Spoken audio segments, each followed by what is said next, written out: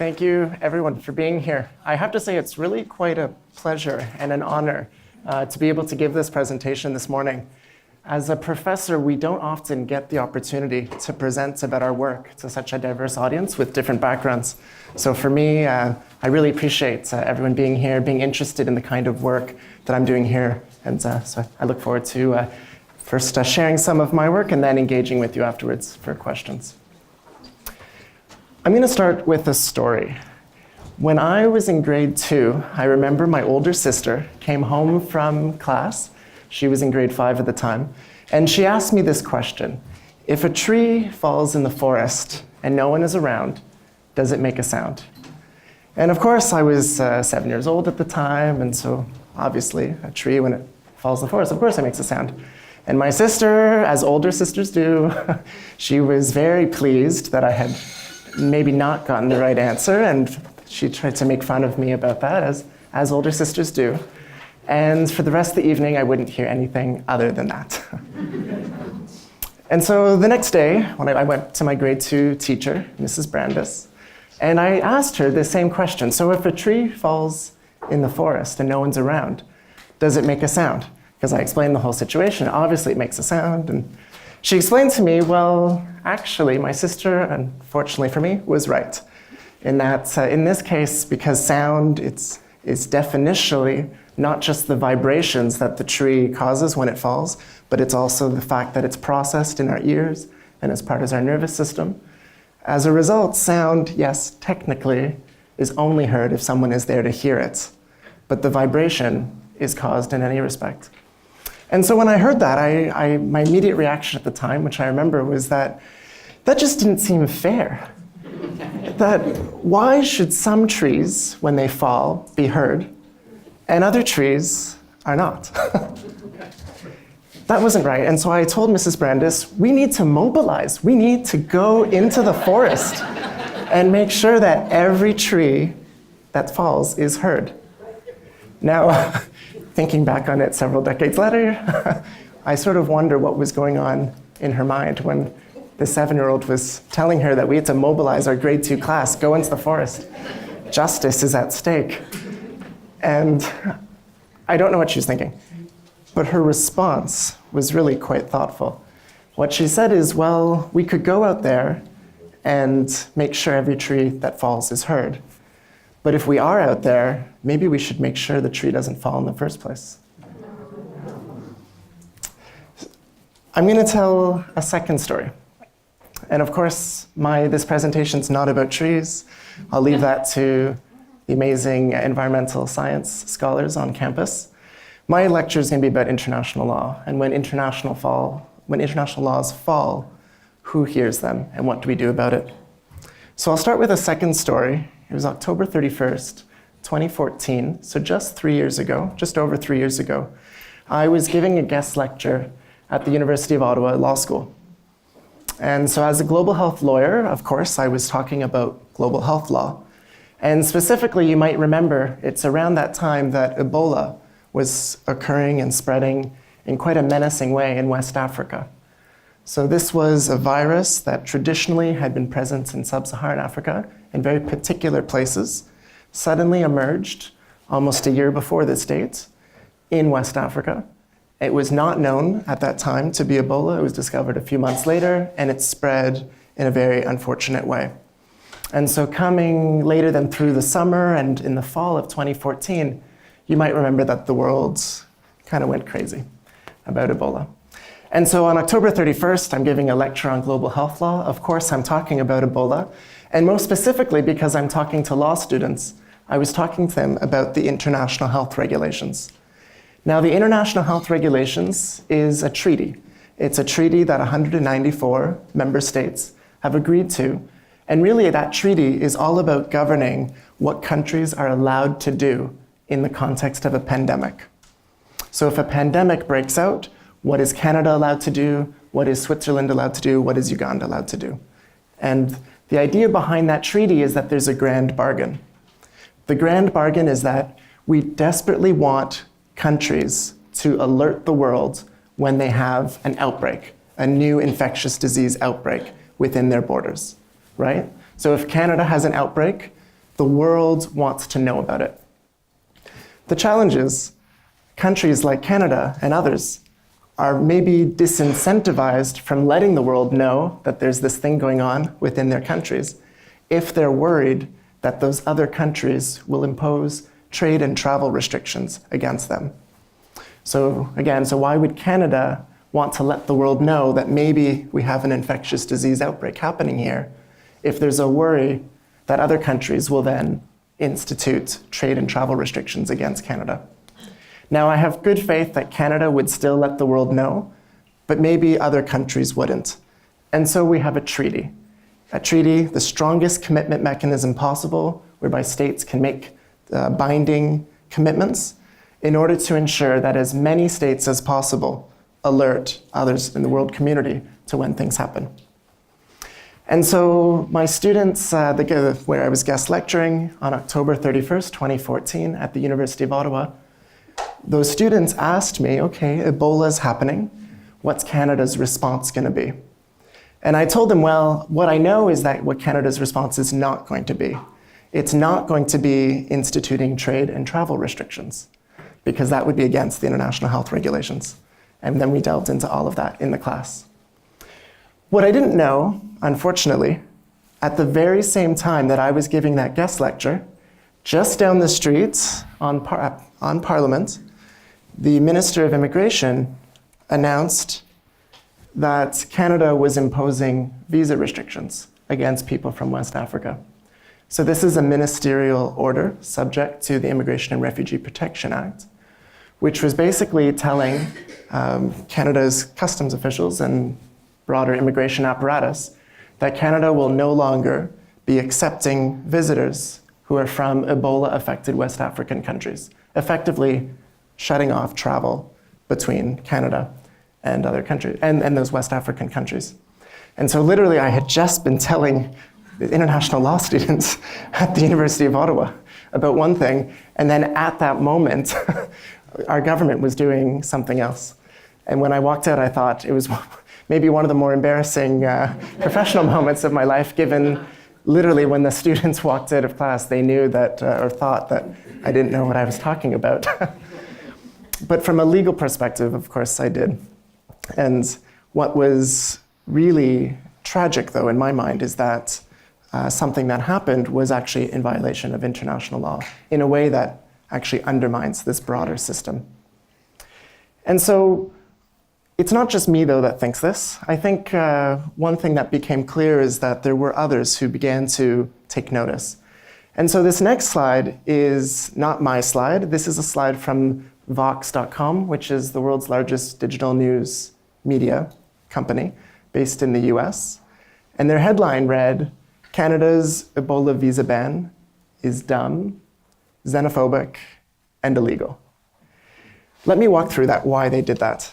So the reason they said it was their term, not mine, the reason they called it dumb was that a visa restriction wouldn't work. I think one thing that we can make all be clear is that when there is an outbreak like Ebola, we don't want it to spread. And we certainly don't want it to affect us if it's happening in a faraway place. And so a common sense might get you to a conclusion that if we just close our borders, maybe the infectious disease won't spread. Unfortunately, that's not the way it works. Viruses don't carry passports. And as a result, customs officials at the border aren't really able to get them to stop. People travel, even if there are restrictions, people find ways of traveling, particularly when they're in terrible situations. And what we have seen from other cases is that even when we try to reduce the amount of travel, such as in the context of the regular flu season, there's been times when there's been reduced travel, we haven't found any reduction in the spread of infectious disease. So for example, after 9/11 in 2001, there was a bit of a natural experiment, whereas as you might recall, in September and October, there were very few people flying. A lot of so airports shut down, different travel, tons of travel restrictions after the terrorist attacks in New York City and elsewhere. And so what we had there was a natural experiment whereby does that reduction in air travel diminish how much flu gets spread during that fall season, as often as often flu is spread. And they found actually, no, it didn't make a difference. And it's because once travel was happening, the flu still continued to spread. People travel in other ways. Instead of flying, they take a car or a train. And so as a result, it didn't actually change anything. And if it did change, the only thing it changed was maybe delayed some of the cases of flu that season by 1 to 2 weeks. So delay, not avoid. And so an Ebola visa restrictions of the kind that we had in Canada wouldn't work. So that's why this article called it dumb. Now the xenophobic one, why do they call it xenophobic? It's that the travel restrictions were actually only narrowly targeted. If you were Canadian, so any Canadians in the room, if you decided that you wanted to go to West Africa and come back, you could. So if you're Canadian, apparently, our government at the time didn't believe Canadians were able to transmit Ebola virus. Whereas if one was West African, from West Africa, apparently our government thought they could. And so that's not how science works, right? So that's why this news outlet called it xenophobic. Now illegal. Why do they call it illegal? And it's because of the international health regulations, exactly what I was telling my students, and which I really wish I hadn't been shown otherwise is what the government did. But it's because in the international health regulations, there is that very clear requirement that countries are not allowed to impose trade and travel restrictions unless one of 3 criteria are met, one of 3 conditions are met. Either there's a scientific basis for it, or there's a public health rationale, or the World Health Organization recommends doing so. In this case, the World Health Organization, to go in reverse order, the World Health Organization did not recommend that any kind of travel restrictions are in place. In fact, it was the opposite. The World Health Organization, which is the United Nations agency responsible for health around the world, said and asked countries, please do not impose these kinds of trade and travel restrictions because they actually interfere in the response. For example, they cited that if immigration and travel is known and goes through legal channels, it's easier to track than when it goes through illegal channels, which is often what happens in very either conflict or very dire circumstances like was seen in West Africa. Additionally, it puts on stigma to those who are traveling. So that would then disincentivize, for example, the many Canadian health professional heroes that decided to travel there to West Africa to do what they could. It provides a stigma attaches to them. And so the World Health Organization said, please don't do it. So that condition was not met. The public health rationale one is really easy to meet in the sense that every public health agency around the world monolithically was saying, do not impose any kind of travel restrictions. There was no credible public health voice that was saying the opposite. And the third condition, which was around a scientific rationale, as I said before, in terms of that's met by the headline's reference to that it wasn't a smart move, which really suggests that, it's meant to suggest that there's no scientific basis for doing that. And that's also very clear. And that also motivated the public health rationale for why every public health agency was against this. And so when thinking then about this, we need to then think about why was this travel ban then put in place? And unfortunately, it's not because it would work. It's not because law required us to do it, quite the opposite. But actually, it was likely an attempt to show that we were doing something and that government was trying to act. And so it wasn't based on fact or law, it was probably a response to the fear that is understandable. And I think one thing that I learned during this outbreak is that fear is just as real as what people are fearing, in the sense that when I went on a radio program to try on CBC, trying to explain what was happening with this Ebola outbreak. And it was a call-in show. So I was there for an hour. I was the expert. And people would call in and ask various questions that I would try to answer on radio. And so one of the callers who asked the question was really, it really stuck with me. This caller was calling in from Thunder Bay and asked or said, isn't it better to be safe than sorry? Shouldn't we close the borders, be safer? If we don't, we might be sorry afterwards. And I tried to explain that that's not the way Ebola spreads. That actually Ebola doesn't go through, it goes only through direct contact, through fluids. It's not spread through drinking water. It's not spread through the air. And so we're actually no safer, and we could be sorry in the sense that we're violating international law. But then he sort of cut me off and he asked me, but wait, imagine Ebola gets on the TTC subway. Imagine it gets on the subway with one person there. Imagine it spreads to 100 people. No, 1,000 people. No, 1,000,000 people. And he was really quite worried, and understandably so. But it made me think, wow, we had not been doing a very good job of communicating the risk that this poses.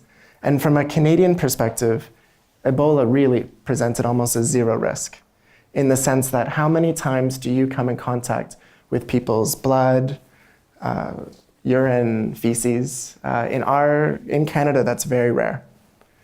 It does happen when one's a mother or a father and child, but other than that context, we're not usually touching each other's bodily fluids. And so the risk, even if it did get to Canada, if there was one case in Canada, the risk of it spreading to 100, 1,000, 1,000,000 people, as that person was worried about, is basically zero. But I don't blame him, right? Because the messaging around this was not effective during that time. And people were scared. A lot of people were scared. And so, although it's just unfortunate, though, that international law became the innocent victim in that sense. So as in an attempt to show that we were doing something, we sacrificed international law, and international law became collateral damage. You're probably thinking, why does all of this matter? It's just international law. And I can say the first response is that kind of thinking is maybe right, in the sense that you're right immediately. Canada faced no consequences. We didn't get a fine. We're not in jail. There's no police force that's coming in and telling us that we were bad. Or at least there's people telling us we're bad, but not a police force. No one's carrying guns and telling things. But why does this matter? And so from a short-term perspective, it doesn't. But I'm more worried about the longer-term implications of how this causes broader consequences. And so in the medium term, I'm worried about that grand bargain, right? So the international health regulations were designed because we really want countries to let each other know when there's infectious disease outbreaks. Our health in Canada depends on other countries letting us know in advance that they are facing an infectious disease outbreak. And why would another country let us know that there's going to be an infectious disease outbreak there that could spread to Canada if countries like Canada are going to slap them with illogical and unfair trade and travel restrictions? We're not incentivizing the right behavior by what we did in that context. And it's not just Canada, so that's true. So in terms of undermining this grand bargain, there are about 40 countries that actually imposed trade and travel restrictions during Ebola. We're not alone. But we're also only one of 2 high-income countries. It was us and Australia. The other countries, Iraq, North Korea, Syria. The list is not the list that usually Canada and Australia like to be listed with. And yet, in a paper that I have published outlining all these countries, Canada and Australia are listed alphabetically in a list of 40 countries. That's not a list one usually sees, which I think is unfortunate. And so, as I mentioned, the whole idea of the international health regulations was that in exchange for a country disclosing an outbreak, they're not going to be subject to trade and travel restrictions. We violated this grand bargain, and hopefully there aren't long-term consequences. I think it's really particularly, though, tragic that it was us, that it was Canada that did this, because we actually are the country that had the most direct consequence in a previous outbreak. So you might remember SARS, which is the Severe Acute Respiratory Syndrome outbreak that happened in 2003. This was an outbreak that originated in China, and because China was worried that other countries would impose trade and travel restrictions against China, the country tried to address the outbreak without letting the world know. And so for the end of 2002 and the beginning of 2003, people were hearing rumors and weird things coming out of China and not knowing what it really was. And so what ended up happening was, because we live in this globalized era, it only took 17 hours for SARS virus to get from Hong Kong to Toronto, even with a stop in Vancouver along the way. So it was a Canadian Airlines flight going from Hong Kong, Vancouver to Toronto. And then Toronto, where we are now, was the site of a secondary outbreak. So much so that the Rolling Stones had to come and have SARS stock, if you remember that, or SARS Fest. We had to mobilize. That's when Summerlicious got created, where restaurants, tourists weren't coming. So restaurants had to generate an internal tourism. And so I guess Summerlicious is a good silver lining of the SARS outbreak. But what ended up happening was that people didn't like what happened. Had China alerted the world that there was an infectious disease outbreak, we could have actually addressed it in a far faster way. And so Canada lobbied at that time. We went to Geneva. We said we need to change the international health regulations to create that grand bargain. And we were successful. 2 years later, we got exactly what we wanted. And then the very first time that a pandemic happens, we are one of the 2 high-income countries that breaks that very same grand bargain that we had wanted, that we had been advocating for. So I think that's unfortunate. Now, why does this matter more broadly? It's not just about global health law or about infectious disease. It's really that undermining international law undermines the way that we facilitate cooperation between states. And this is important today because our world is global, our challenges are increasingly global, and our well-being depends on the well-being of people elsewhere and the actions of countries elsewhere. It's not just in the infectious disease context. Think of the products that we all purchase and consume, probably most of which are not produced in our country. We are dependent then on other countries to have good manufacturing practices and enforcing them. It's not just in terms of household products, it's also medicines.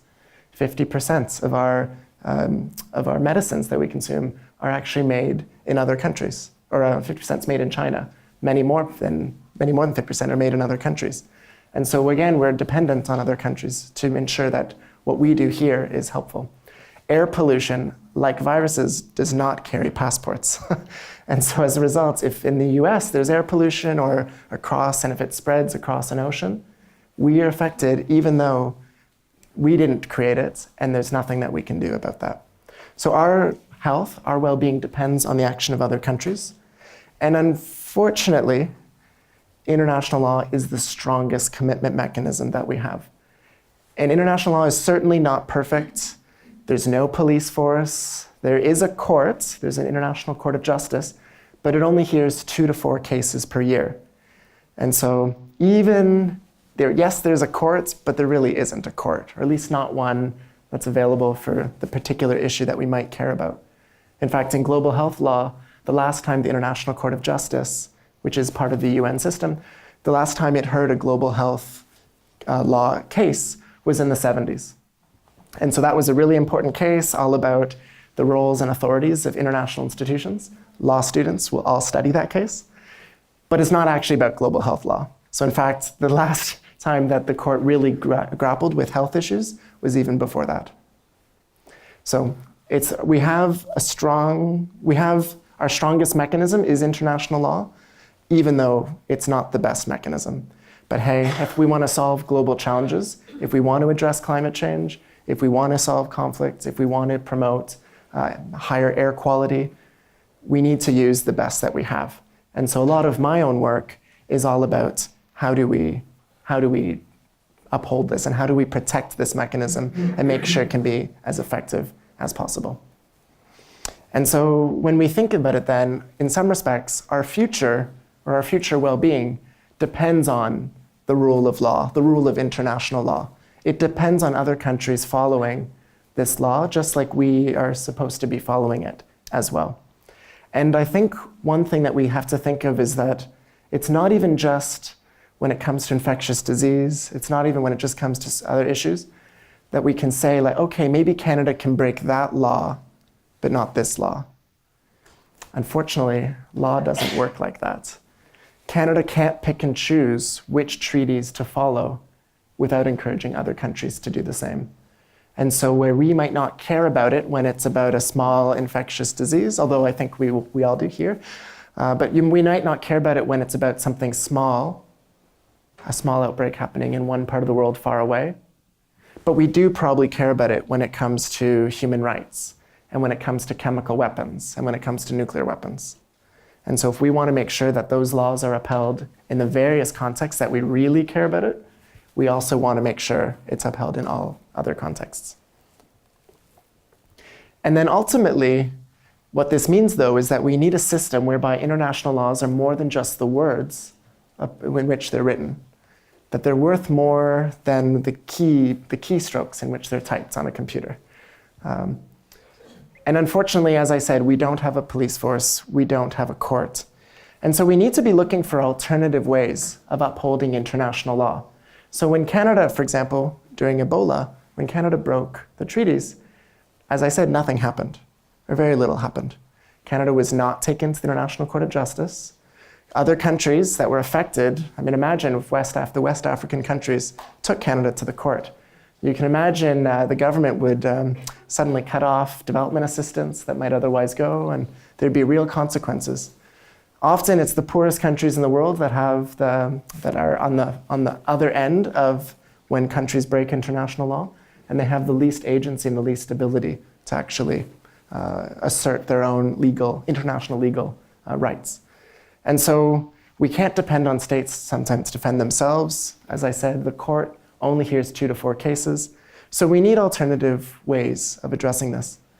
And so I think for me, it became down to, what can I do? What's my role? So in Canada, I'm in the either fortunate or unfortunate position of I'm the only public international law scholar who's focused on health issues in Canada. I've done a search where there's 13 of us around the world who are public international law scholars focused in on these sorts of treaties, like the international health regulations. And so I was stuck in this position after that Halloween in 2014.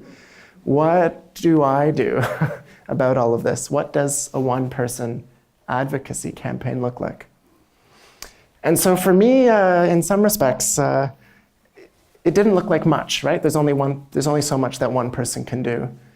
But I wrote op-eds. So there were several op-eds, the National Post, the Toronto Star, and the Globe and Mail, from me trying to raise this issue, make sure at least Canadians, or as many Canadians as possible, knew about it.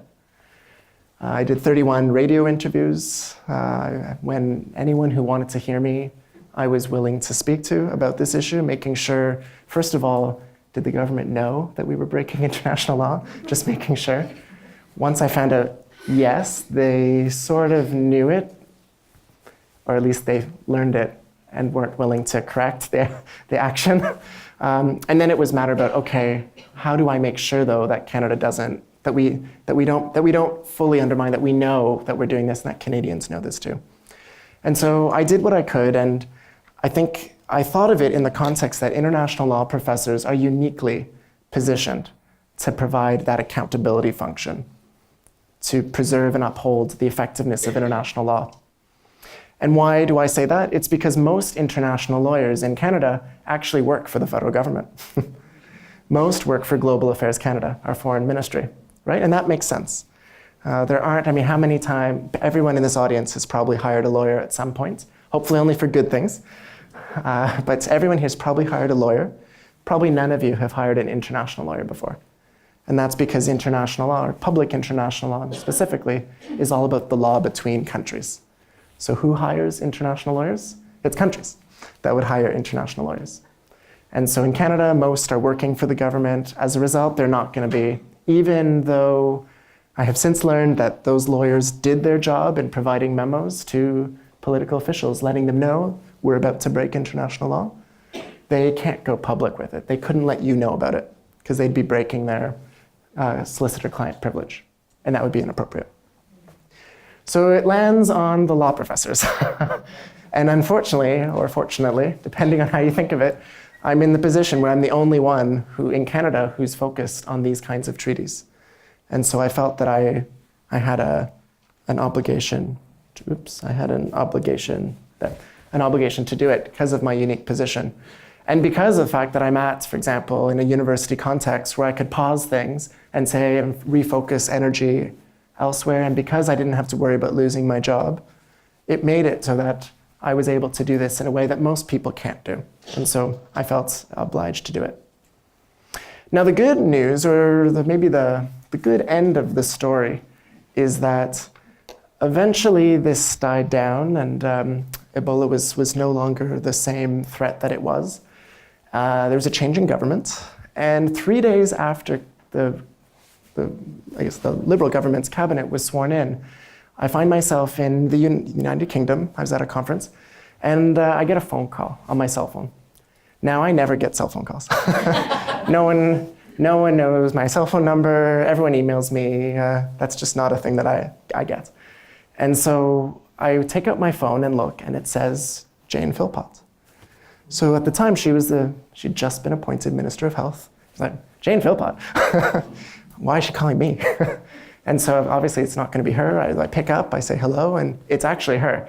And she said that she had she read the op-ed, she had heard me on radio. How can she just get this off her desk and just make sure that we're in compliance with international law? Like, what does she have to do to make that happen? And so I told her, all that has to happen is the Minister of Immigration just has to rescind those instructions that I showed up on the slides before. Easy as that. The good news, though, is 3 days later it happened. And so in that respect, I'm not trying to take credit for it, but the idea that international law professors can actually motivate an upholding of international law by their own countries can work if there's a receptive audience and if the dynamics are right. And that's important. And it's important because of all the things that I previously said. But I'm not meaning to be partisan here in the sense of talking about a previous government, the current government, because if we think of what's happening now, Canada could very well be about to break international law again. And so as you can guess from the photo on the slides, this relates to our forthcoming legalization of cannabis in this country.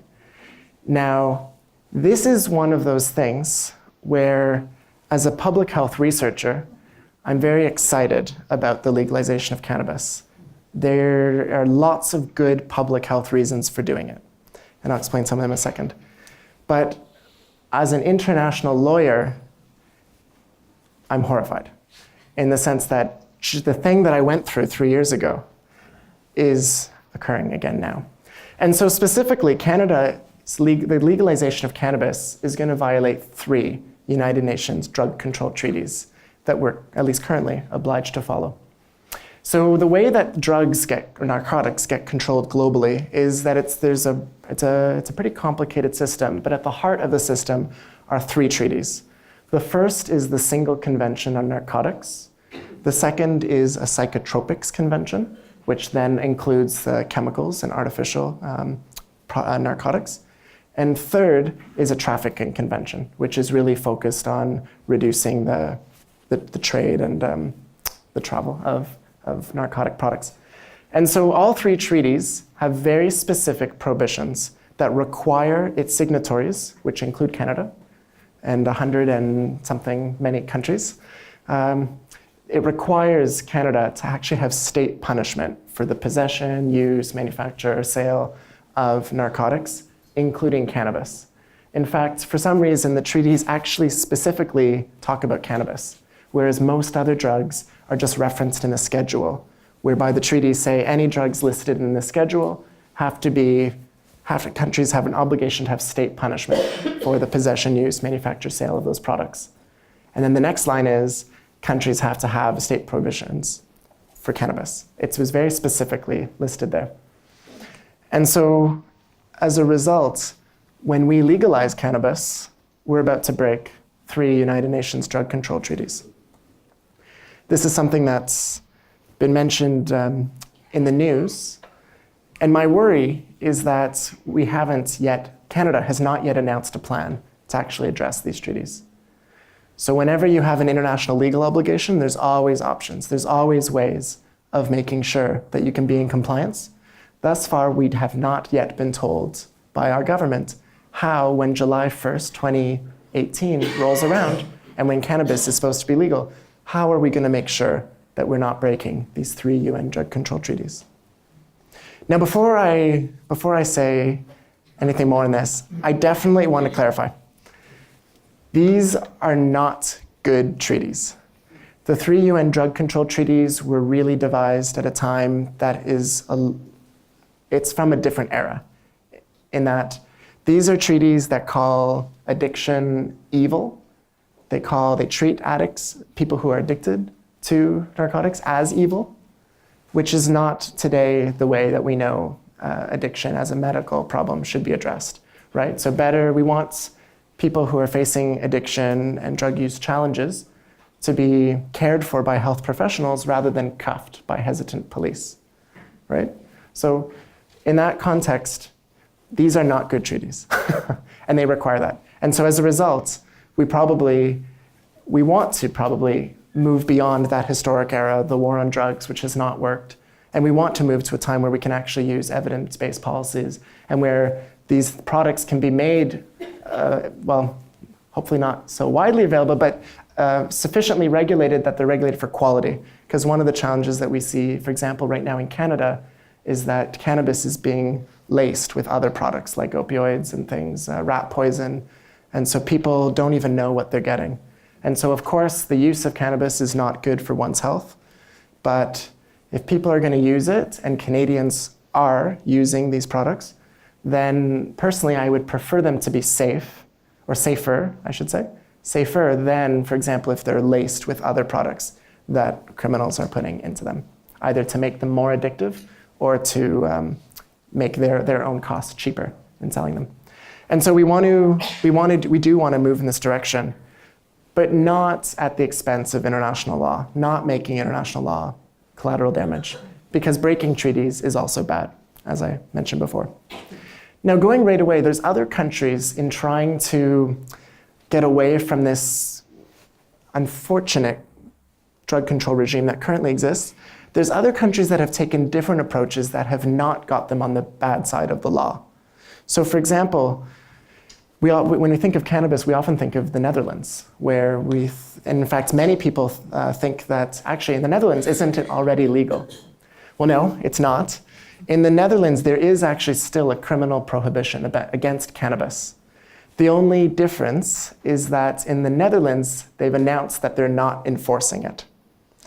Now, going back to the treaties require that states have a state punishment for the possession, use, sale, manufacture of cannabis.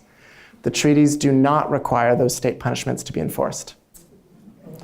And so the Netherlands it's a workaround, a loophole, whatever you want to say. It's one we could do too, but it doesn't align with the Canadian government's interest in regulating the products. So for example, in the Netherlands, you can't really regulate a criminal product, right? Because then it would require criminals to be subjecting themselves to audits and things. It wouldn't work. And paying taxes, imagine. So that doesn't happen in the Netherlands, but that wasn't part of the Dutch policy. That's not what they wanted to achieve. Whereas in Canada, our government does. That doesn't work. There's other places that have found loopholes, not loopholes, but ways around it. Portugal, for example, they've depenalized the possession and use of cannabis, such that so yes, it's state punishment. There is punishment if one is caught with cannabis in Portugal, but the punishment is mandatory education. So you're required to go to a class,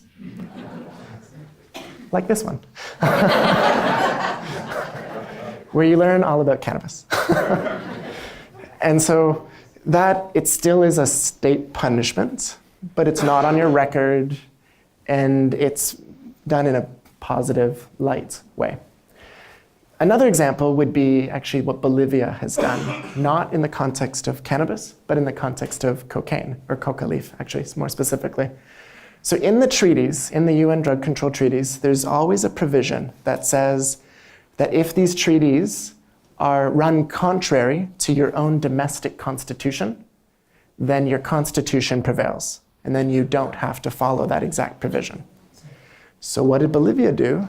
Bolivia changed its constitution, giving its citizens the right to possess and consume and sell coca leaf. And they did it because it was of cultural significance in Bolivia.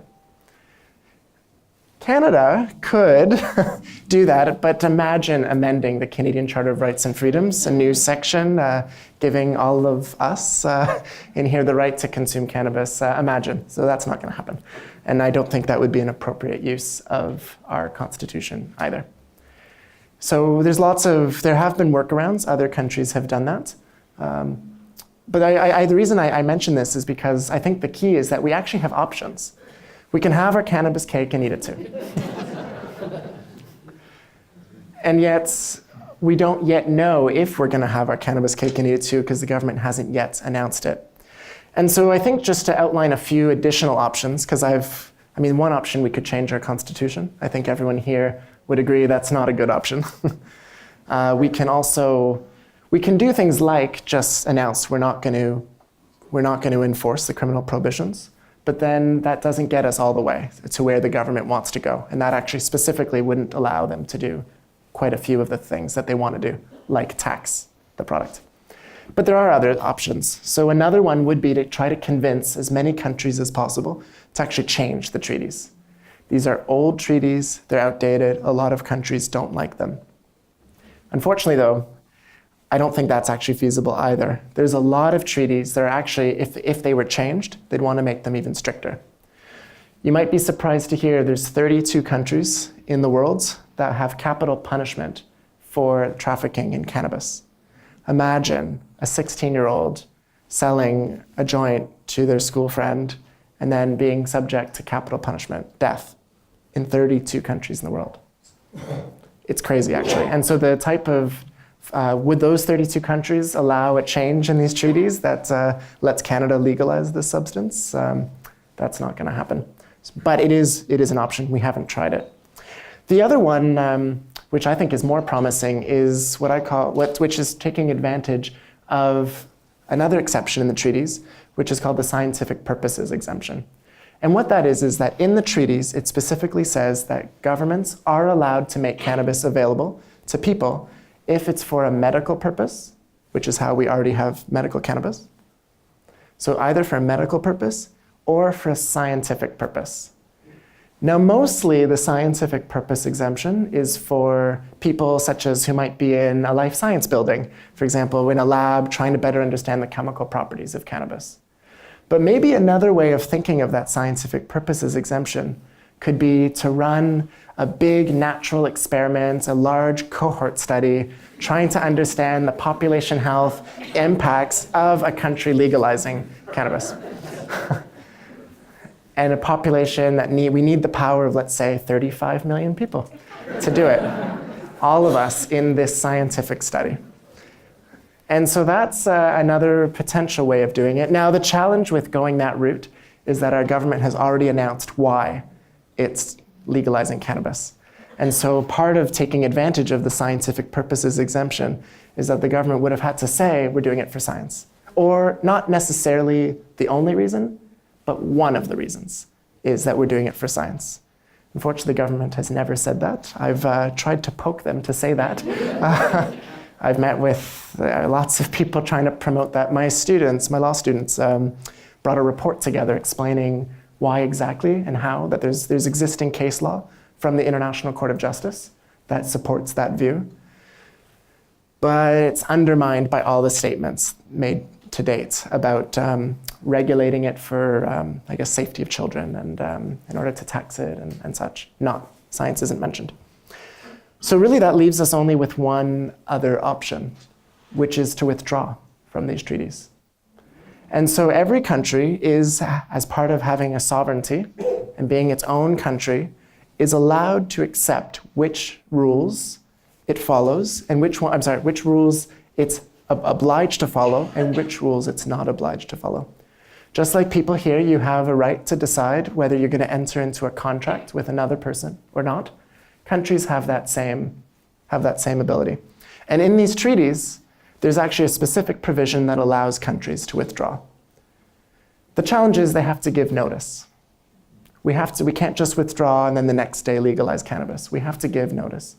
And unfortunately, the way it works is that if we want to legalize cannabis by July 1st, 2018, we would need to have given notice by July 1st, 2017.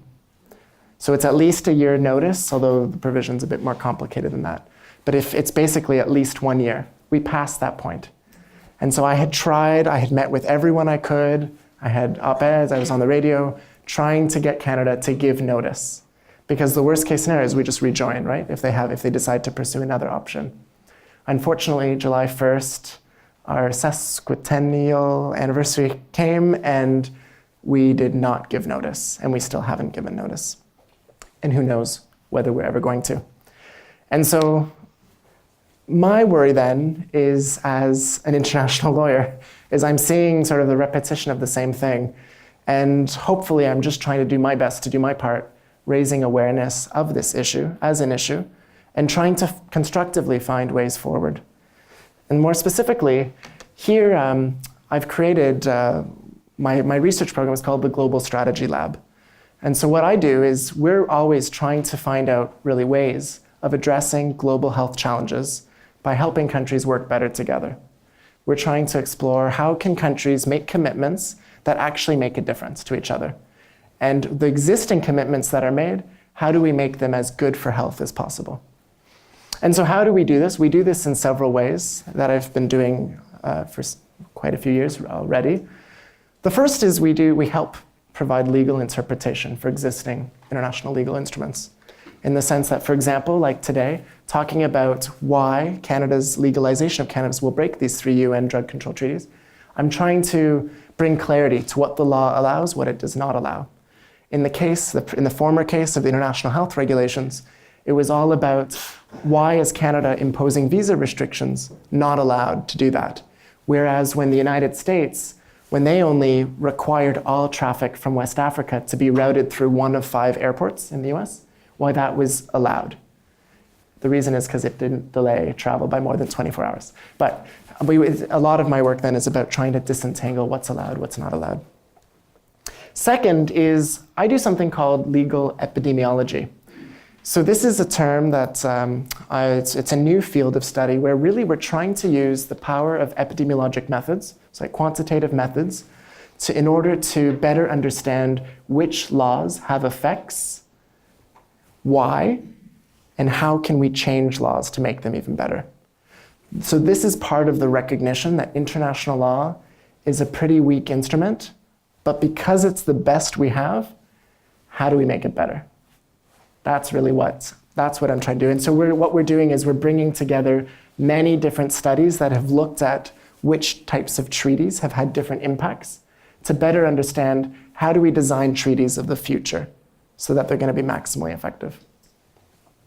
Third is that idea following up from my grade 2 teacher, Mrs. Brandis, talking about that legal accountability, such that when a tree falls or when an international law falls, when it's in Canada, and if it's on a global health issue, we're watching.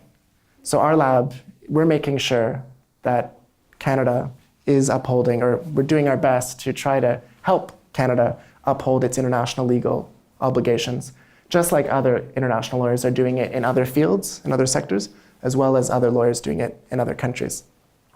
But as Mrs. Brandis said, we're not just watching, we're really trying to proactively give advice. And so here's a nerdy photo of me from last month where I testified to the House of Commons Standing Committee on Health, whereby they asked me to come in as an expert witness, and I got to explain to the parliamentarians that this is serious and that one of the consequences they might not have heard of legalizing cannabis is that there are these 3 UN drug control treaties. And what I tried to impart to them, hopefully successfully, we'll find out, but what I tried to impart to them is that we often think of international law as this thing that happens in Geneva or New York, this lofty thing written on fancy pieces of paper. That's not how I think of international law. I think of international law as the daily practice of people like our parliamentarians, like the people we voted for, who are deciding every day whether they're going to allow legislation that's going to bring us into violation of international law. And that happens not in Geneva, New York, it happens in the boardrooms and the offices of elected officials around the world and non-elected officials around the world. And so I tried to tell them that international law is not what I do. International law is what they do and what they can do. And so my own hope in all of this is that we, as a Canadian society, will be able to support international law as the unfortunate best mechanism available to us, because all of our health ultimately depends on it. So thank you very much. I look forward to questions.